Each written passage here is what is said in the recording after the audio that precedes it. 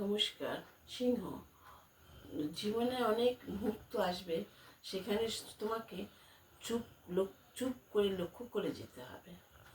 তোমার কাছে যদি কেউ বড়াই শুধু বড়াই করে, তাহলে তুমি তার কথা যেন প্রথমেই গলে যেও না। তোমাকে যাচাই করে দেখতে হবে সে সত্যি বড়াইয়ের যোগ্য কিনা। আমরা পৃথিবীতে কেউ নিজের বড়াই করতে আসি না, আমরা পৃথিবীতে আসি জ্ঞান অর্জনের জন্য। একটা সিংহ, সে কখনো বলে না যে আমি সিংহ, তার চরিত্র বলে দেয় সে সিংহ। তোমাকে ঠিক সিংহের মতন হতে হবে, তোমাকে যেন কেউ পরিচালনা না করে।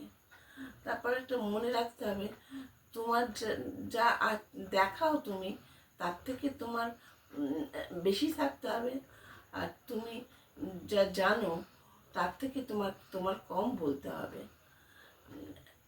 আমরা নিজেকে সবসময় সংযত রাখতে হবে, আর নিজেকে কখনো খালি করে দিতে নেই, তাহলে তুমি পলকা হয়ে যাবে।